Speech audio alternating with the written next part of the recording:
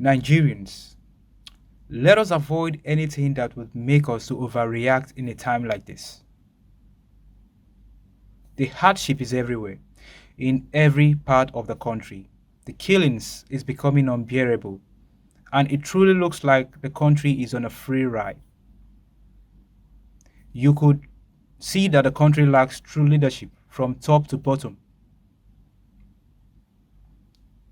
You could see that the rulers of this country that they have run out of ideas in resolving the security issues facing us. We can talk for as long as we want. We can cry for heavens to fall and fight on our behalf. We can pray, we can fast, and wait for some sort of supernatural advocator to fight on our behalf.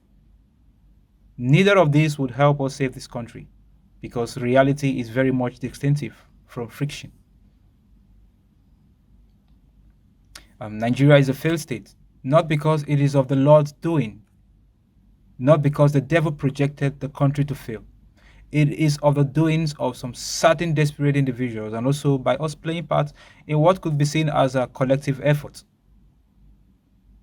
I also do not want to buy into the idea of trying to generalize or trying to attribute these reasons to every Nigerian because I want to believe that although throwing blames most times might not be the best way to create resolution to pending issues, we can look at our past experience, our past misfortunes, because they are as resourceful as our future objectives. So, in sober reflection, we should always look behind to understand the kind of effort that was effected by those individuals that brought us country this far to the current predicament that we find ourselves. Their collective effort is very visible for everyone to see. Their collective effort could affect an innocent child in a womb. Not because the child is aware of the country that they will be born to, but because a pregnant woman can sense the nature of the country her child will be born to. The pains you feel knowing that you are a Nigerian, living in Nigeria, working hard to survive despite the harsh environment. The harsh environment caused by the inability of some certain desperate individuals, desperate leaders in several failed dispensations of government. Their failure to provide the basic amenities, which has accumulated to what we all can see today as a very big disaster. We have desperate leaders. They are very desperate that they would amount to using conflict at the detriment of the people to achieve an unrighteous cause. As for the people, the I don't care attitude, that attitude of neglecting the truth right in front of us. We have neglected the truth over the years. We've chosen to be selfish with our personal interests. We diligently stick to those selfish interests of ours. We entertained ourselves with our own misfortune, believing after all, it is none of our business. Because the effect was never at our doorstep. So, in sober reflection, I think I always want to believe that the idea of blood is thicker than water can be used as a point of reference for unity, fairness, justice, patriotism, our common sense of our moral sense of reasoning, and also righteousness. As they are unbiased towards tribe, no religion, no ethnicity, especially when it has to do with the unjust killings of people in Nigeria. We should also understand that we are humans before anything else. Did we react only when we became victims of the unjust killings? Did we feel reluctant because the victims are of a different tribe and ethnicity? What did you feel when another life is being taken? The notion that reminds you that no one can give life sparks the question, why take one when you cannot give it? Did you accept a candidate because of their surname? Did you support a candidate because they are from the same region as you or the same ethnicity as you? Do you only support a just movement that solicits your religion? Did you turn a blind eye when it becomes a struggle for other religion, ethnicity, and people? Come on, it does not work that way, and it will never work that way. Before all these man-made doctrines and ideologies, we always forget that we are humans and we are capable of writing our own doctrines based on the time we find ourselves. We are capable of overshadowing the future shocks that are intended to elude us. When you hear a crying voice in need, do you feel the need to help out, or you felt the need to recognize the voice before you help? We need to embrace the light. And the light we need is most likely not from God. 80% of the light we need is mainly from humans, humanly generated changes. The changes made by God was in the beginning, and every other changes after then has been determined by men. It is no longer a mystery that in Nigeria, scores of people in their hundreds and thousands lose their lives in the shortest time frame, more than any other country in the world. Nigeria accounts for more unjust killings than the number of deaths in Ukraine. In the same time frame, more than any other country in terror. The blood pool at St. Francis Catholic Church, the constant killings of Christians, the frequent killings of innocent farmers by bandits across the country, the fear of traveling by road, the train attacks by bandits, the frequent beheading of people across the country, the unjust beheading of people, all in the name of religion. These are not the doings of God, neither are they the doings or the instructions of God. As a matter of fact, it is ideal to believe that the only story about God's creation can be found in the beginning of most religious books. It is also ideal to believe that stories that came after the creation of the world are 90% of the time human inflicted changes and actions, and 1% of the time, 1% of the other time, as a result of natural evolution. It is still the same concept of human, unrepentant nature of frequently willing to accept or not willing to accept the truth. The same hypocritical nature of not wanting to read before we comment, of not wanting to listen before we judge. That nature is even more destructive than the devil in a far distinctive place. If the devil is a thing, then I can tell you, we made him famous, even though we are yet to see the religious described outlook of the devil. But realistically, the devil can be anyone. So is light. Now you see the concept of God and devil, good and evil, light and darkness resonates with how biased and or how realistic and truthful one can be. Someone who can be described as the devil can in turn tomorrow be described as the light, and the light can in turn be described as darkness.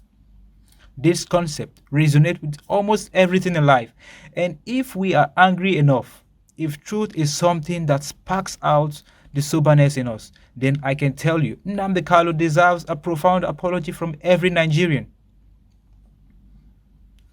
Even every other nation that turned a deaf ear to his public outcry, which in reality was the voice of the people, the voice of millions of people, not just the Igbos, but everyone that wants to be part of a community that is just and fair, a community that resonates with the interest of a collective people rather than just the interest of a selected few. He single-handedly predicted many of what we can describe today as unspeakable killings all across the country. He always used this Igbo phrase like Ezioku Bundo, truth, which is a reflection of how truth unattended to could lead um, could lead to a very unregrettable, should I say, regrettable disaster that could have been prevented if people had listened and accepted the truth. In Nigeria, we are all religious people, somewhat the most religious people in the entire world. It is easy to forget because the end result from the frequent occurrences does not showcase the handwork of God. Both in the Bible and in the Quran, a lot of references were made concerning truth, learning to accept the truth in front of us. When you look at all the great nations you see today, would they have gotten to the position that they occupied if they had lied to themselves through evolution? Reality is very rigid and does require a common sense to absorb the information it sends. So, most times I feel we are the most hypocritical set of people in the entire world. We do not practice what we preach. We like being lied to. What does it take to see the reality in front of you? What does it take to accept the truth as the only resolution, as the only solution to our predicament? Do you have, do we as Nigerians have security issues? Do we as Nigerians, are we poor or rich as a nation? What are the positive impacts of religious ideologies and affiliations in Nigeria? Do we let our emotions override the reality? What is the level of our emotional intelligence in this part of the world? Are we really working to improve ourselves, or are we working to take advantage of a given situation for our selfish personal interests? Do we believe in a sovereignty of Nigeria? Do we promote terror and religious divide? These questions might seem very long, but they are all embedded on every street in Nigeria. It is always natural to believe that most of the dead people you see, they are never in peace. But since they cannot express themselves, their sadness and discontent towards how it all ended, if they could express themselves, you will find out that majority of the dead, mostly human inflicted deaths, can never be a reflection of a peaceful hereafter. And this is why in the Catholic Church and most of the religious denomination, you hear priests and worshippers, they always say, may the souls of all the faithful that has departed through the mercies of God, may they rest in peace. It is a wish. It is a wish, and not determined to state that they are truly in peace. That you've decided to be silent does not mean that you're weak. That you have decided not to react or react sensibly to sensitive matters does not mean that you're perfect.